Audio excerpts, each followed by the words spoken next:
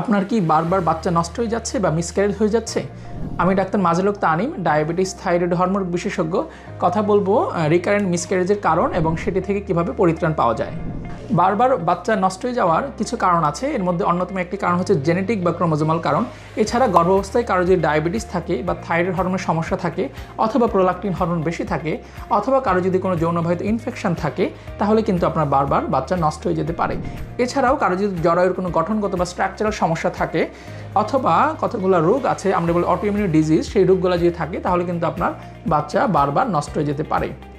এছাড়া পুরুষের কিছু সমস্যার কারণেও বাচ্চা বারবার নষ্ট হয়ে যেতে পারে, যেমন হচ্ছে যদি শুক্রাণুর সমস্যা থাকে অথবা ডায়াবেটিস থাকে অথবা থাইরয়েডের সমস্যা থাকে অথবা যদি আপনার মেল পার্টনার ধূমপায়ী হয়। তাই কারো যদি বারবার মিসক্যারেজ হয়ে থাকে আপনি দুশ্চিন্তাগ্রস্ত না হয়ে আপনি বাচ্চা নেওয়ার আগেই একজন হরমোন বিশেষজ্ঞের পরামর্শ নিন এবং আপনার যে সমস্যাগুলো আছে কিনা সেগুলো আইডেন্টিফাই করে সেগুলো সমাধানের চেষ্টা করুন। আশা করি আর মিসক্যারেজ হবে না।